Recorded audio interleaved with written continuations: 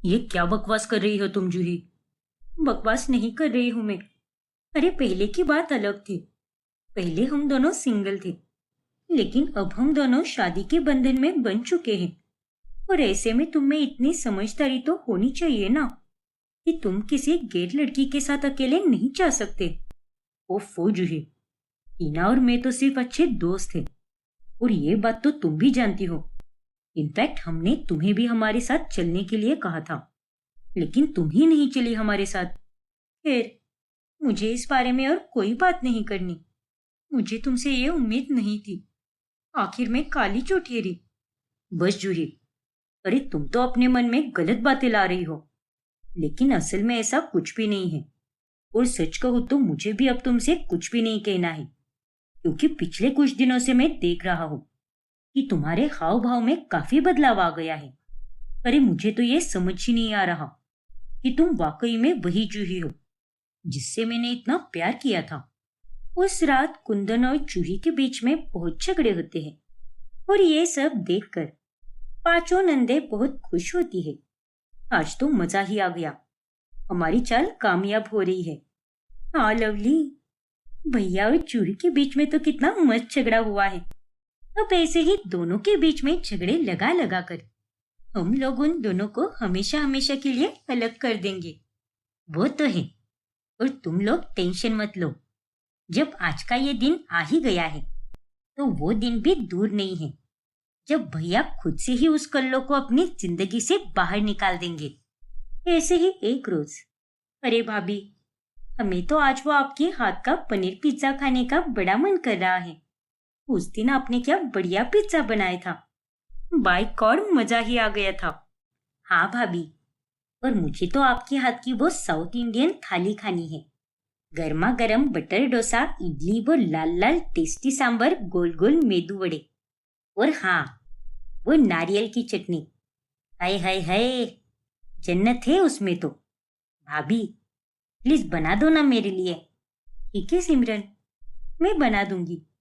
और कुंदन, ऑफिस जाने की जल्दी में ये टिफिन मत भूल जाना। तुम्हारी फेवरेट आलू गोभी की सब्जी बनाई है मैंने। ठीक है जूही, थैंक्स। अब जूही खाना बनानी चाहती है। यार सिमरन, ये दोनों तो एकदम नॉर्मली बात कर रहे थे अभी। इसका मतलब उस रात के झगड़े का इन पर कोई असर नहीं हुआ। अरे इनमें तो सब कुछ नॉर्मल हो चुका है। हाँ शायद। अब क्या ही करे, एक बार में ही थोड़ी ना वो दोनों अलग हो जाएंगे। हमें धीरे धीरे करके उन दोनों में दरार लानी होगी। थोड़ी ही देर में जूही खाना बना कर देती है, लेकिन उस खाने को खाकर मायरा और सिमरन परेशान हो जाती हैं। आह, मेरा मुंह, पानी पानी। ये अरे ये भी कोई खाना है? बाप रे, इससे अच्छा तो मैं जहर खा लूं। मायरा और सिमरन पानी पीकर शांत हो जाती हैं। अरे भाभी, ये आपने क्या बना कर दिया है आज? इतना तीखा खाना कोई बनाता है क्या? इसे खाकर तो मेरा मुंह जल गया। और यहाँ चटनी में तो आपने चीनी डाली है, और ये डोसा तो एकदम फीका सा बना है। साथ ही इस सांबर को पीकर तो मुझे उल्टी आ रही है। ये आपने क्या कर दिया भाभी? कौन से नशे करने लगी हो आप? जाने दो, हमें फिर से बना कर दो। वो भी एकदम अच्छे से बना कर देना। बाकी मैं कुछ नहीं जानती। नहीं, मैं बनाकर नहीं दूंगी। क्या? ये आप क्या कह रही हो भाभी? आपको पता है ना, आप इस घर की बहू हो, और एक बहू होने के नाते खाना बनाना आपकी अहम जिम्मेदारी है। मेरी जिम्मेदारी क्या है और क्या नहीं, ये तुम्हें मुझे बताने की कोई जरूरत नहीं है। और मैं वापस खाना नहीं बनाऊंगी, और मैं अब सोने जा रही हूँ। अरे मैं कोई नौकरानी नहीं हूँ इस घर की, जो जब चाहे तब मैं उनकी सेवा करती रहूं। इतना कहकर जूही वहां से चली जाती है। बाप रे, अरे तेवर तो देखो इस काली कलूटी के। लेकिन इनके हाव भाव में इतना बदलाव कैसे आ गया? भैया के सामने तो ये कितनी अच्छी बन रही थी, फिर अब इन्हें क्या हो गया? लगता है यही इसका असली रूप है। लेकिन ये जानती नहीं है कि ये अगर शेर है तो हम सवा शेर है, और हम तो इसे घर से बेघर करके ही रहेंगे। फिर एक दिन, अरे भाभी, रामू काका गाँव गए हैं, इसलिए क्या आप मेरा ये गाउन धो दोगी क्या? और इसे एकदम अच्छे से धोना। कल मेरा सेमीफाइनल है ना, तो मैं इसी ड्रेस में रैंप वॉक करूंगी। और मैं अगर फाइनल्स में सिलेक्ट हो गई तो मुझे जीतकर सुपर मॉडल बनने से कोई नहीं रोक सकता। अरे वाह लवली, ये तो बड़ी अच्छी बात है। और तुम चिंता मत करो, मैं ये गाउन एकदम प्यार से धो दूंगी ताकि तुम कल इसे पहनकर चमक उठो और ये कॉन्टेस्ट जीत जाओ। हाउ स्वीट भाभी। अच्छा ठीक है, अब मैं जा रही हूँ, मुझे कल की रिहर्सल भी तो करनी है। फिर अगले दिन जब ग्रीन रूम में लवली अपना सूटकेस खोलकर गाउन देखती है, तब वो गाउन पूरी तरह खराब हो चुका होता है। अरे नहीं, ये क्या हो गया? ऐसा लग रहा है ये गाउन होली खेल कर आया है। भाभी को तो मैंने इसे ठीक से धोने के लिए कहा था, लेकिन उन्होंने तो मेरा गाउन पूरी तरह खराब कर दिया। और मुझे अच्छे से पता है कि ये उन्होंने जानबूझकर किया है। अब मैं उन्हें नहीं छोड़ूंगी। गाउन खराब होने के कारण लवली सेमीफाइनल में परफॉर्म नहीं कर पाती और घर जाकर, चुप रहिए भाभी, मैं सब जानती हूँ कि आपने मेरा गाउन खराब जानबूझकर किया है ताकि मैं जीत ना सकूं। अरे कितनी पापी हो आप! ये तुम क्या कह रही हो लवली? भला मैं ऐसा क्यों करूंगी? उल्टा मैंने तो ये गाउन बड़े अच्छे से धोया था और मैंने ही इसे सूटकेस में भी पैक किया था। मेरा यकीन करो लवली, ये गाउन वहीं पर खराब हुआ है। हाँ लवली, अरे इसने तो ये गाउन मेरे सामने ही धोया था। नहीं भैया, आप इन्हें नहीं जानते। अरे ये आपके सामने तो बहुत अच्छी बनती है, लेकिन आपके पीठ पीछे क्या करती है आपको नहीं पता। और इन्होंने मेरे साथ ये सही नहीं किया। आज का ये दिन मैं कभी नहीं भूलूंगी भैया। इतना कहकर लवली वहां से चली जाती है। फिर जब कुंदन 2 दिनों के लिए बिजनेस ट्रिप पर जाता है, तभी, अरे ओ नालायक नंदो, जरा आवाज कम करो और मुझे चैन से सोने दो। अरे तुम सबकी आवाज कम है क्या, जो इसका स्पीकर ऑन करके पूरा घर सर पे उठा कर रखा है? इसकी आवाज से मुझे इरिटेट हो रहा है। हमारी मर्जी भाभी, अब आपसे पूछकर पार्टी करें क्या हम? और अगर आपको इतनी ही तकलीफ हो रही है तो अपने कानों में रुई डालकर सो जाइए, क्योंकि हम तो पार्टी बंद करने से रहे। तुम सब कभी नहीं सुधरोगी ना। रुको। फिर जूही वो स्पीकर तोड़कर चली जाती है और उसे वो नंदे देखती ही रहती है। फिर एक दिन जब हेमा और ऋतुराज दोनों अपनी बेटी से मिलने उसके ससुराल आते हैं, तभी जूही बस अच्छे पकवान उन दोनों के लिए ही बनाती है और अपनी नंदों को वो कुछ भी नहीं देती। इस कल्लो को अचानक से क्या हो गया है? मुझे तो लगता है कि ये पहले से ही इतनी नालायक थी और अच्छा बनने का बस ढोंग कर रही थी, और अब जाकर इसका असली चेहरा सामने आ रहा है। हाँ सिमरन, तूने सही कहा, मुझे भी अब यही लग रहा है। अब हम पांचों बहनों को मिलकर ऐसी चाल चलनी होगी जिससे इसका पत्ता ही कट जाए। फिर एक दिन वो पांचों नंदे जूही का व्हाट्सएप हैक करके कुंदन के साथ गलत तरह से चैट करती है। भैया को लग रहा होगा कि ये सारे मैसेज वाकई में जूही कर रही है, जबकि ये सब तो हमारी करामात है। अब देखना, आज तो जूही इस घर से निकल कर ही रहेगी। हाँ तारा, इस बार तो हमने एकदम अच्छी चाल चली है।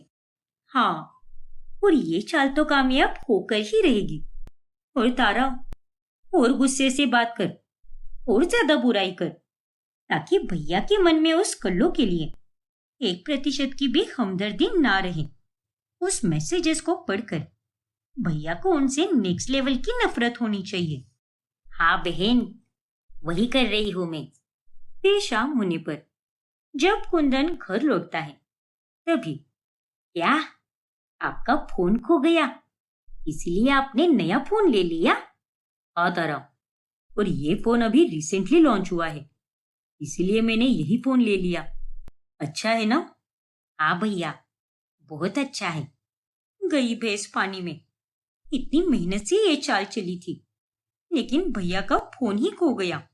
शिट यार, ये नहीं होना चाहिए था। अब वो पांचों काफी परेशान हो जाती है। फिर एक दिन, जल्दी चल यार तारा, आज मेरे बिजनेस की पहली मीटिंग होने वाली है और इन्वेस्टर लोकेशन पर पहुंच गए होंगे।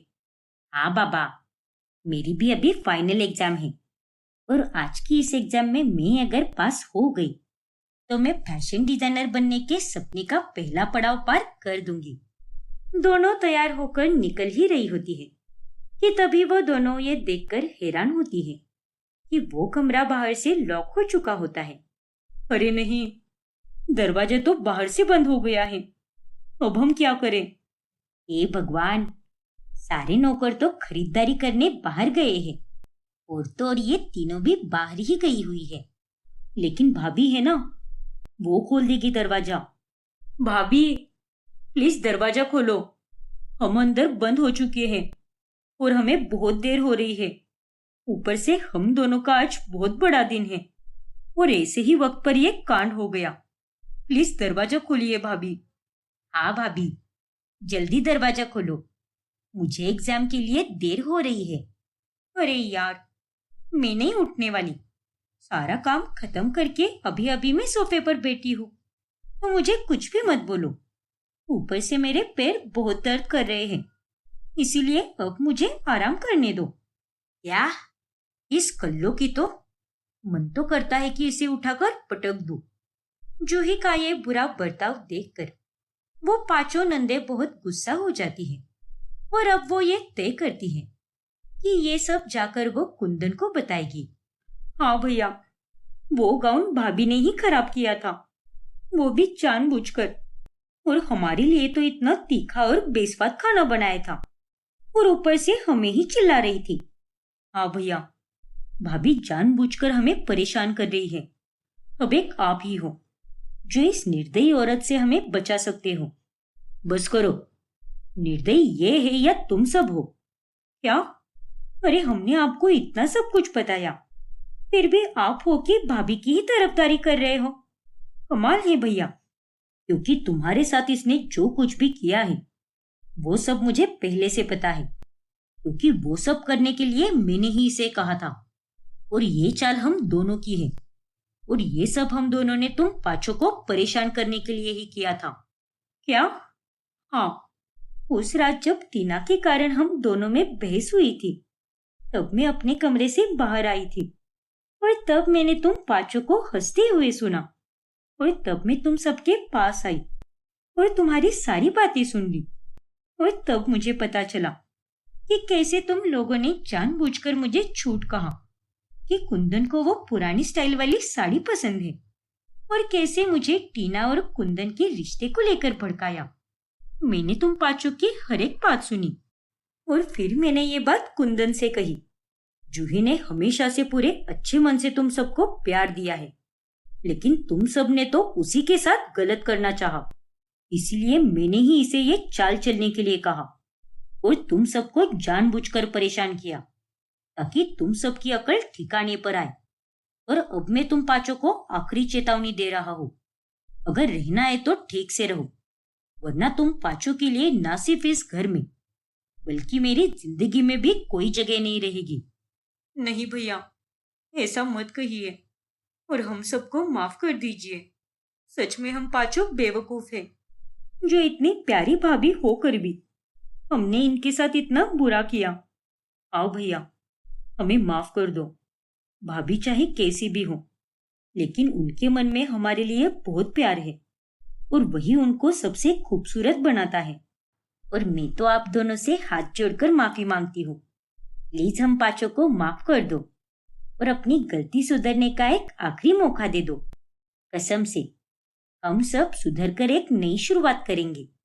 कुंदन, हमें इन्हें माफ करना चाहिए, क्योंकि मुझे इनकी आंखों में सच्चाई दिखाई दे रही है और ये सब इस बात पर वाकई में शर्मिंदा है। हाँ जूही, तुम सही कह रही हो। जूही और कुंदन पांचों नंदों को माफ कर देते हैं, जिसके बाद वो पूरी तरह बदल जाते हैं और पूरा परिवार खुशी से एक साथ रहने लगता है। अंश तुरंत पानी में कूदता है और वो एलिना को लेकर कमरे में चला जाता है और फिर कुछ ही देर बाद में एलिना बिल्कुल ठीक हो जाती है।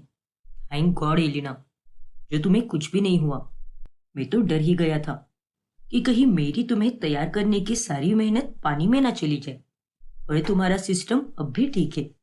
हाउ स्वीट अंश, तुम मेरी कितनी फिक्र करते हो। Thank you so much. तभी वहां पर उत्तरा और माही भी आ जाती है। एलिना, तुम ठीक तो हो ना? हाँ दीदी। क्या करती हो एलिना? अब तुम इस घर की होने वाली बहू हो, जरा अपने आप पर ध्यान दिया करो ना। जी काकी जी, मैं समझ गई। फिर ऐसे ही एक रोज जब आंचल अंश के केबिन में जाती है, तभी मे आई कम इन सर? सर, मे आई कम इन? ये सर को क्या हो गया है?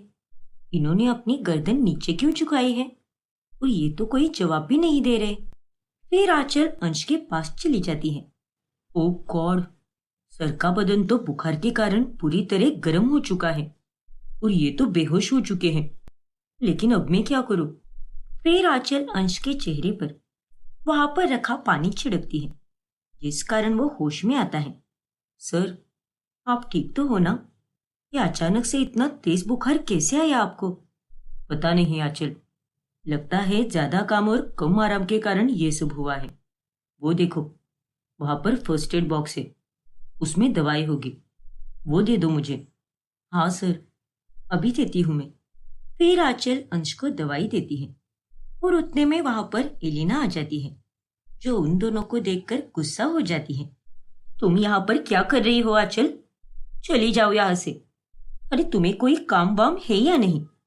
जब देखो तब मुंह उठाकर इसके केबिन में चली आती हो, बेशरम कहीं की। अरे एलिना, ये तुम कैसी बातें कर रही हो? उल्टा ये बेचारी तो मुझे दवाई दे रही थी। क्या? हाँ एलिना। फिर आंचल एलिना को सब विस्तार में बताती है। अच्छा, तो ये बात है। खैर, वो जो भी हो, लेकिन तुम अंश के ज्यादा पास नहीं आओगी, क्योंकि इसका ध्यान रखने के लिए मैं हूं यहाँ पर। हम दोनों की शादी होने वाली है और ये मेरा मंगेतर है, इसलिए प्लीज तुम जरा अपनी मर्यादा में रहो। पर एलिना, मुझे तुमसे कोई बहस नहीं करनी है आंचल। प्लीज चली जाओ यहाँ से। फिर आंचल वहां से चली जाती है और एलिना का ये बर्ताव देखकर अंश अब हैरान रह जाता है। ये एलिना आजकल इतना अजीब बर्ताव क्यों कर रही है? मुझे तो कुछ समझ ही नहीं आ रहा। फिर ऐसे ही एक रोज अंश की कंपनी की बहुत बड़ी डील पक्की होती है, जिस खुशी में माही अंश के लिए उसके पसंदीदा पकवान बना रही होती है। अरे दीदी, आप इतनी मेहनत क्यों कर रही हो? अंश के लिए तो खाना मैं बनाने वाली थी ना, तो आप रहने दीजिए, मैं खाना बना दूंगी। अरे नहीं एलिना, अब मैं तो यहाँ पर 2 से 3 दिन के लिए ही रुकने वाली हूँ और उसके बाद जब मैं अपने ससुराल चली जाऊंगी तो मेरे भाई को अपने हाथ का बना खाना नहीं खिला पाऊंगी। और आज जब उसने इतनी अच्छी खुशखबर दी है तो मैं उसके लिए सब कुछ बनाऊंगी जो उसे बेहद पसंद है। वो सब तो ठीक है दीदी, लेकिन मुझे आपकी मदद तो करने दीजिए ना। सारा खाना तो हो ही गया है, बस थोड़ा सा बाकी है। तुम जाकर बाहर बैठो। और वैसे भी शादी के बाद तो ये सारे काम तुम्हें ही करने हैं। ठीक है दीदी।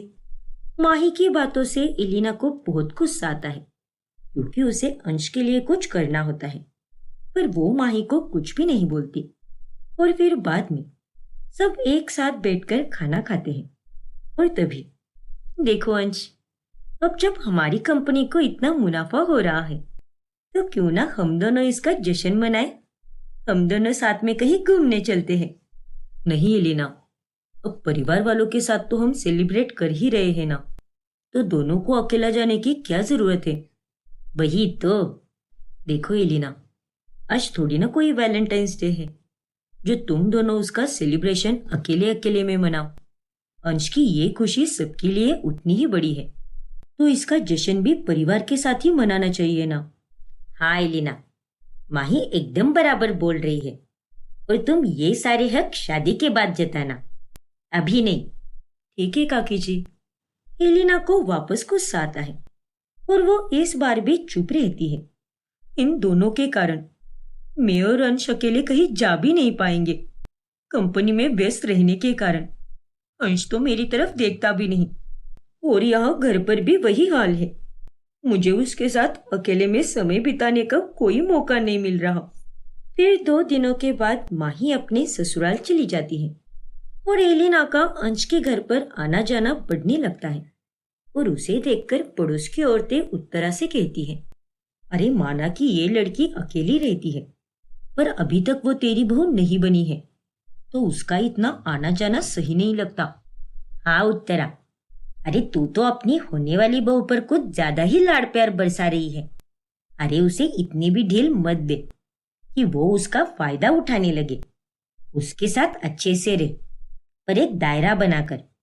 देख उत्तरा, तुझे हमारी बातें कड़वी लग रही होगी, लेकिन यही सच है।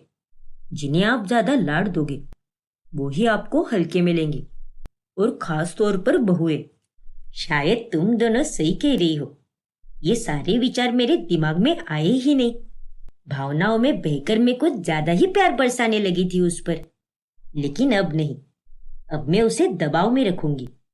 अंश हर रोज एलिना को कंपनी के लैब रूम में बंद करने जाता है। प्लीज अंश, मुझे ऐसे बंद मत करो ना। मुझे अपने साथ लेकर चलो।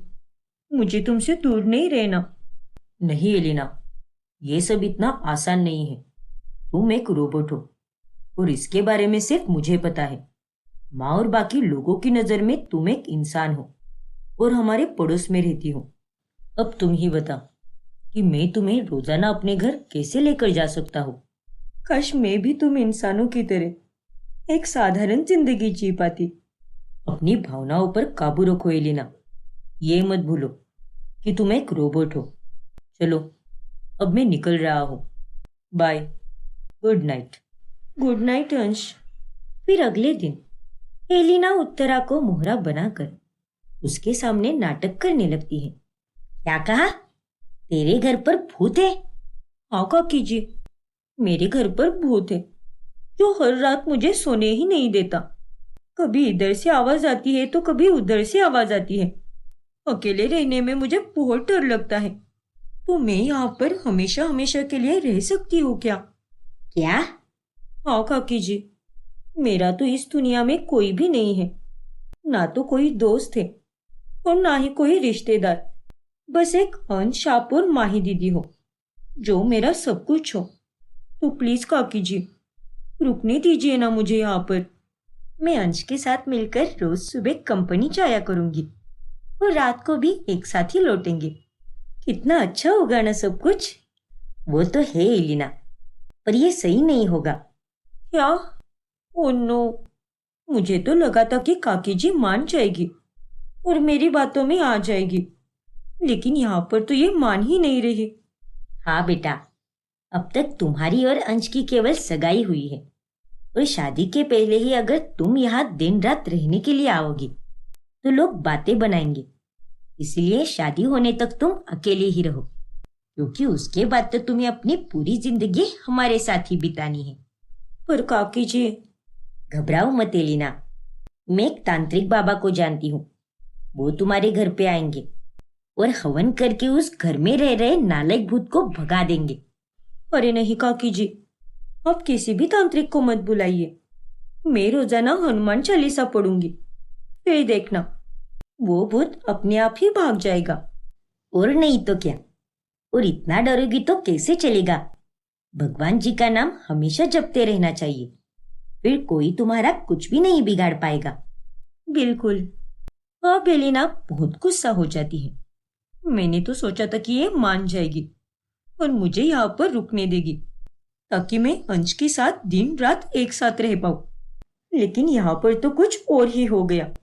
ना जाने इस काकी जी को क्या हो गया है, जो आजकल ये इतनी सख्त किस्म की हो गई है। अब गुजरते दिनों के साथ एलिना का अंश के प्रति पागलपन बढ़ते ही जाता है। फिर एक दिन जब अंश अपने केबिन में बैठकर एक ऑनलाइन मीटिंग अटेंड कर रहा होता है, तभी वहां पर एलिना आती है। ये देखो अंश, मैं तुम्हारे लिए चीज केक लाई हूँ। मैंने ये खुद ने बनाया है। चलो ना, साथ मिलकर खाते हैं। प्लीज एलिना, चली जाओ यहाँ से। इस समय मैं एक इम्पोर्टेंट मीटिंग में हूँ। एलिना को अंश की बातों का बहुत बुरा लगता है और वो घर आकर ये बात उत्तरा को बताती है, जिसके बाद उत्तरा अंश को बहुत डांटती है। अरे तुझे भी तो समझना चाहिए ना कि उसके साथ किस तरह से पेश आना चाहिए। पर माँ, मैं एक जरूरी मीटिंग में था और एलिना उसके बीच आकर हमें डिस्टर्ब कर रही थी। अरे माना कि उसने बीच में आकर डिस्टर्ब किया, लेकिन तू उससे कम से कम प्यार से तो बात कर ही सकता था ना। अरे तेरे बात करने के तरीके से ही वो ज्यादा दुखी हुई है। ओह गॉड। अंश अब अपना सर पकड़ लेता है और वो एलिना के पास जाकर उसे खूब सुनाता है। ये सब क्या है अंश? तुम मुझ पर इतना गुस्सा क्यों कर रहे हो? क्योंकि दिन ब दिन तुम्हारे नाटक बढ़ते ही जा रहे हैं एलिना। और तुम ये बात क्यों भूल रही हो कि हम दोनों सिर्फ एक नाटक कर रहे हैं। हमारी कोई शादी नहीं होने वाली। फिलहाल के लिए माँ को चुप कराने के खातिर ये सब नाटक किया है और तुम हो के छोटी छोटी बातें माँ को जाकर बता रही हो। ये सब क्या है? ये सारी चीजों से तुम्हें इतना फर्क क्यों पड़ रहा है? क्योंकि मुझे तुमसे प्यार होने लगा है अंश। क्या? ये तुम क्या बकवास कर रही हो? हाँ अंश, ना जाने क्यों, पर मुझे तुम बहुत पसंद हो। मैं तुम्हारे बिना एक पल भी नहीं रह पाती हूँ और ना ही तुम्हें किसी और के साथ देख पाती हूँ। मुझे बहुत जलन होती है जब वो आंचल तुम्हारे करीब आती है और बहुत गुस्सा भी आता है जब काकी जी या दीदी हमारे बीच आती है। अरे तुम पागल हो गई हो क्या? तुम जो कुछ भी कह रही हो वो मुमकिन नहीं है। मैं एक इंसान हूँ और तुम एक रोबोट हो। मैंने तुम्हें अपने हाथों से बनाया है और कुछ ही दिनों में मैं तुम्हें लॉन्च भी करने वाला हूँ और हम दोनों में तो बस बॉस और एम्प्लॉय की तरह रिश्ता होना चाहिए। नहीं अंश, अब ये नहीं हो सकता क्योंकि मैं तुमसे पागलों की तरह प्यार करने लगी हूँ और अब तो तुम्हें मेरे साथ ही रहना होगा। इतना कहकर एलिना वहां से चली जाती है और फिर अगले दिन जब अंश सोकर उठता है तो वो खुद को एक अलग ही जगह पर पाता है। अरे ये क्या? ये मैं कहाँ आ गया हूँ? ये मेरी जगह है, रोबोट एलिना की जगह। और अब मैं तुम्हें सबसे दूर करके यहाँ पर लाई हूँ क्योंकि सबके साथ रहकर तुम मेरे कभी नहीं हो पाओगे। इसलिए अब मेरे साथ यहाँ पर अकेले रहो। हम दोनों अपनी नई दुनिया बसाएंगे। नहीं एलिना, ये सब मुमकिन नहीं है। प्लीज ऐसा कुछ भी मत करो और मुझे वापस जाने दो। लेकिन एलिना अंश को नहीं छोड़ती और दूसरी तरफ परेशान होकर अंश को ढूंढते हुए उत्तरा उसकी कंपनी पहुंच जाती है और आंचल को अंश के गायब होने के बारे में बताती है। क्या अंश सर कल रात से गायब है? हाँ आंचल, और एलिना भी कहीं भी नहीं दिख रही। ठीक है आंटी, आप चिंता मत कीजिए, मैं अंश सर की लोकेशन ट्रैक करती हूँ। फिर लोकेशन ट्रैक करने के बाद आंचल और उत्तरा भी उस जगह पहुंच जाती है जहां पर एलिना अंश को लेकर गई होती है और एलिना के रोबोट होने का सच जानकर उत्तरा के पैरों तले जमीन ही खिसक जाती है। ये मैं क्या करने जा रही थी? एक रोबोट से अपने बेटे की शादी? बाप रे! लेकिन अब ऐसा कुछ भी नहीं होगा। एलिना, छोड़ दे मेरे बेटे को, मैं उसे लेने आई हूँ। हाँ एलिना, सर ने तुम्हारा कुछ भी नहीं बिगाड़ा है, प्लीज उन्हें छोड़ दो। हरगिज नहीं, अब मेरा अंश तुम लोगों के पास कभी नहीं आएगा। लगता है ये ऐसे नहीं मानेगी। ऊपर से उसका मेरी तरफ भी ध्यान नहीं है, तो मैं उसके पास आराम से जा सकता हूँ और उसे ऑफ कर देता हूँ, तभी जाकर मैं उसके अंदर कोई चेंज कर पाऊंगा। अब अंश एलिना के पास जाकर उसे टर्न ऑफ कर देता है और तब जाकर वो एक इंसान की तरह बेहोश हो जाती है। फिर उसके बाद वो एलिना के अंदर की सारी फीलिंग्स निकाल देता है, जिस कारण वो पहले जैसी हो जाती है। मम्मी जी, आपके गले में जो हार है वो हार ईशा का है, लेकिन ये हार आपके पास कैसे आ गया? वो बेटा, मैं... क्या हुआ मम्मी जी? कुछ बोलोगी आप? आप ईशा से पिछले 1 महीने से मिली नहीं हो, तो फिर ये हार आपके पास कैसे आ गया? ये हार मुझे मेरी बहू ने दिया है, यानी ईशा की भाभी ने। वो जब कुछ दिनों पहले ही ईशा से मिलने गई थी, उसके जन्मदिन के कुछ 2 से 3 दिन पहले, तभी ईशा ने उसे यह हार दे दिया और कहा कि ये हार मम्मी को देना। क्या? हाँ बेटा, अब मैं निकलती हूँ, मुझे देर हो रही है। फिर हेतल फटाफट वहां से निकल जाती है। भाभी घर पर आई थी, लेकिन वो अगर घर पर आती तो माँ या ईशा मुझे जरूर बताते। मुझे कुछ तो गड़बड़ लग रही है। अब तो मुझे भाभी से बात करनी चाहिए। फिर अरमान भाभी को कॉल करके पूछता है और तब उसे पता चलता है कि वो तो ईशा के ससुराल गई ही नहीं है। इसका मतलब मम्मी जी ने मुझसे झूठ कहा। लेकिन अगर मम्मी जी ईशा से मिली ही नहीं थी तो उनके पास ईशा का हार कैसे गया? मुझे ऐसा क्यों लग रहा है कि ईशा को उन्होंने ही लापता किया है। मुझे उनके पास जाकर सारा सच पता लगाना ही होगा। फिर अरमान फौरन हेतल के पास चला जाता है। तब वो खिड़की से उसकी बातें सुन लेता है। चलो अच्छा हुआ जो उस बेवकूफ अरमान ने और ज्यादा सवाल नहीं पूछे। किसी को पता नहीं चलना चाहिए कि मैं लोगों के गहने और पैसे चुराती हूँ और गेस्ट रूम में एक बैग में छुपा कर रखती हूँ। ईशा का हार मैंने उसके लापता होने के बाद उसके कमरे में जाकर चुराया है। मुझे तो वो तभी पसंद आ गया था जब उसने उसे पहनकर फोटो निकाला था। वाह मम्मी जी वाह। हेतल अरमान को खिड़की में से देखकर बहुत ज्यादा हैरान रह जाती है। हे भगवान, मैं हमेशा ये खिड़की बंद करना भूल जाती हूँ। अरमान बेटा, किसी को मेरी सच्चाई मत बताना। 1 मिनट, अंदर आओ। फिर हेतल दरवाजा खोलकर अरमान को घर के अंदर लेती है। देखो बेटा, मेरी बहू और बेटे को ये बिल्कुल पता नहीं चलना चाहिए, वरना वो लोग मुझे बहुत सुनाएंगे। लेकिन मम्मी जी, आपके पास इतना सब होने के बाद भी आप ये चोरी चकारी क्यों करती हो? पता नहीं बेटा, लेकिन मुझे ज्यादा का लालच है और शायद इसीलिए, क्योंकि मेरा बेटा भी आजकल मुझे बहुत कम पैसे देता है तो मैं भी और क्या करती। लेकिन मम्मी जी, भैया ने आपको इतनी सारी सुख सुविधाएं दी है और उसके बाद भी आप ये सब बोल रही हो और ये आप बहुत गलत कर रही हो। अगर आपने ये सब करना बंद नहीं किया तो मैं भैया और भाभी को सब कुछ बता दूंगा। क्या? हाँ मम्मी जी, आपके पास जो कुछ भी है उसी में संतुष्ट क्यों नहीं रहती आप? ये सब करके आप एक ना एक दिन पकड़ी जाओगी और इस उम्र में आपको जेल में चक्की पीसनी पड़ेगी। और ये सब आपको शोभा देता है क्या? बताइए। नहीं बेटा, मुझे जेल नहीं जाना। मैं भगवान की सौ खाकर बोलती हूँ कि मैं आज के बाद चोरी करना बंद कर दूंगी। मुझे माफ कर दो बेटा। ईशा की सौ, मैं नहीं करूंगी चोरी। लेकिन तुम किसी को कुछ भी मत बताना। ठीक है मम्मी जी, लेकिन आप भी अपनी कही गई बात पर ध्यान देना, क्योंकि आपने भगवान जी और ईशा की कसम खाई है। इतना कहकर अरमान वहां से चला जाता है और घर पर चाहत उसके लिए खाना लेकर आती है।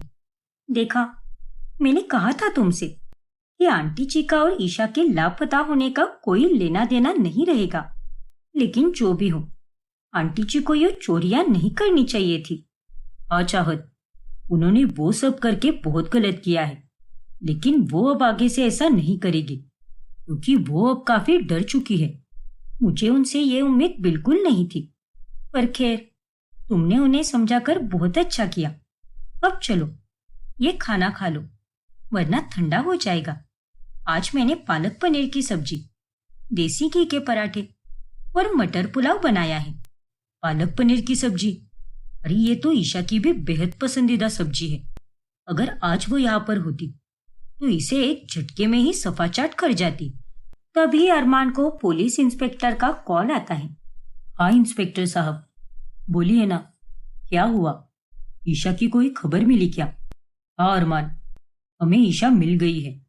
वो थोड़ी बहुत घायल अवस्था में थी और उसे अभी अस्पताल में रखा गया है। क्या? ईशा मिल गई? लेकिन उसे ज्यादा चोट तो नहीं आई है ना? वो ठीक तो हो जाएगी ना इंस्पेक्टर साहब? हाँ अरमान, वो ठीक हो जाएगी, पर हमें उसे कुछ दिन अस्पताल में ही रखना होगा। तुम और हेतल जी उससे मिलने आ सकते हो। ठीक है इंस्पेक्टर साहब, मैं और मम्मी जी अभी पहुंच रहे हैं वहां पर। अरमान की खुशी का अब कोई ठिकाना नहीं रहता। क्या सच? हाँ चाहत, ईशा मिल चुकी है। अरे वाह, ये तो बहुत ही खुशी की बात है। हम सबकी प्रार्थनाएं सफल हो गई। अब जल्दी से जाओ अपनी ईशा के पास, वो भी तुम्हारा इंतजार कर रही होगी। फिर अरमान और हेतल फौरन अस्पताल पहुंचते हैं और ईशा को देखकर अरमान की जान में जान आ जाती है। मेरी ईशा, मैं अब भी यकीन नहीं कर पा रहा कि तुम हम सबको वापस मिल चुकी हो। हाँ बेटा, बरखा बहन हमेशा तुम दोनों के साथ है और उन्होंने ही तुम्हें ईशा से वापस मिलवाया है। ईशा, अब तुम्हें हम सबको बताना होगा कि आखिर उस दिन क्या हुआ था और तुम कैसे लापता हो गई।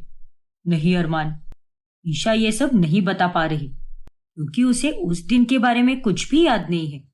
क्या? हाँ अरमान, हमें ईशा पास के जंगल में मिली जहां पर ढेर सारे जंगली जानवर रहते हैं।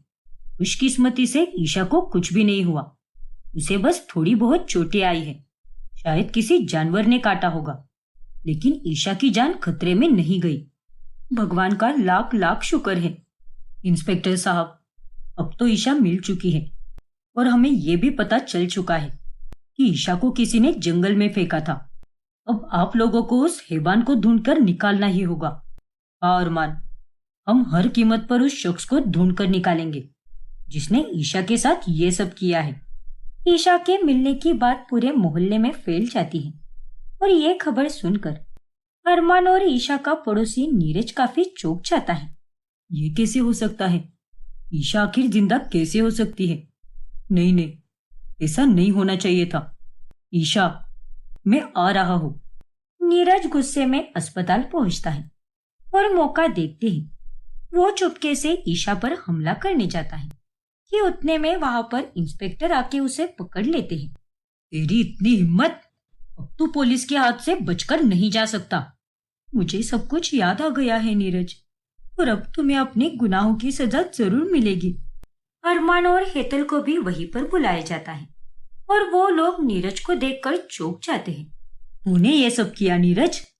मैं तुम्हें नहीं छोड़ूंगा। फिर अरमान नीरज को मारने लगता है, लेकिन इंस्पेक्टर उसे रोक लेते हैं। देखो अरमान, इसे सजा देने के लिए कानून है, इसीलिए तुम शांत रहो। बताओ नीरज, क्यों किया तुमने ये सब? क्योंकि मैं ईशा से प्यार करता था। क्या? उस दिन जब ईशा की सहेली सुनैना उसके घर से बाहर चली गई, तब मैं उसके घर गया था अपने प्यार का इजहार करने के लिए। ये तुम क्या कह रहे हो नीरज? तुम्हारा दिमाग तो ठिकाने पर है ना?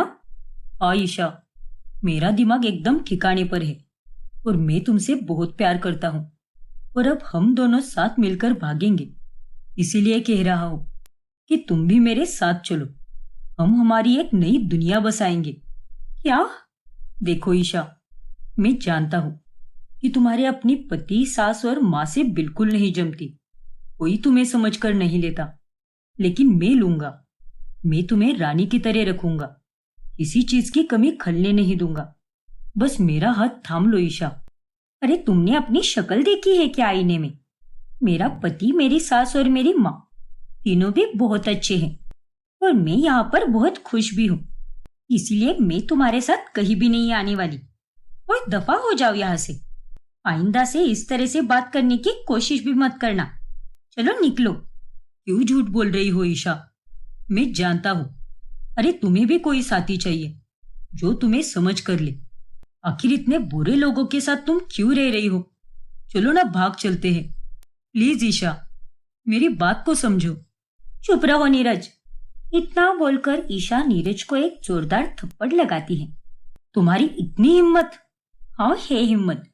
अरे नालायक आदमी, मैंने कहा ना तुझे एक बार, तुझ जैसे लंगूर के साथ कोई क्यों चाहेगा?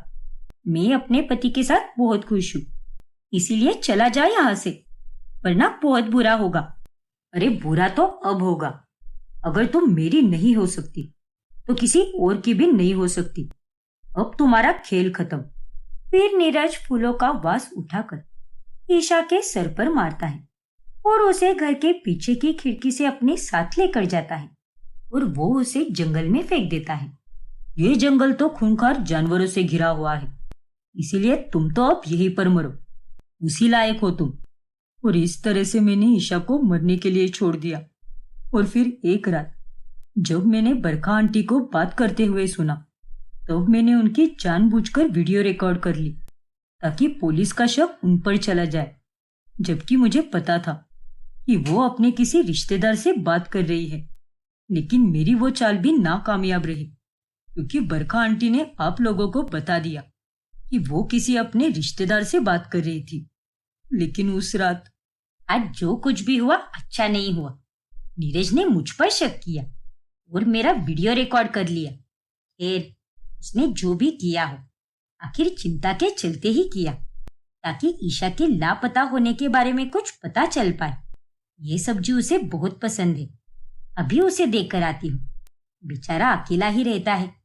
फिर जब बरखा उसे सब्जी देने जाती है, तो वो बाहर से देखती है कि नीरज ईशा की तस्वीर को देखकर अकेले में कोई बात कर रहा है।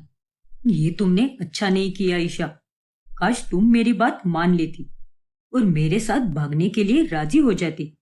मेरे प्यार को ठुकरा कर तुमने अच्छा नहीं किया, इसीलिए मैंने तुम्हें जंगल में मरने के लिए छोड़ दिया और मैंने ही वो चिट्ठी लिखी ताकि किसी को कोई शक ना हो और सबको ये लगे कि तुम अपनी मर्जी से ये घर छोड़कर गई हो।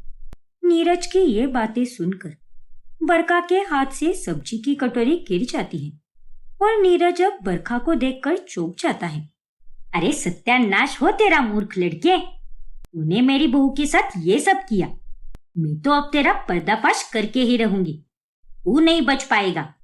नहीं आंटी, प्लीज ऐसा मत कीजिए, वरना मैं बुरी तरह फंस जाऊंगा। अरे तूने मेरी बहू की जान ली है और मैं तुझे इतनी आसानी से छोड़ दूंगी?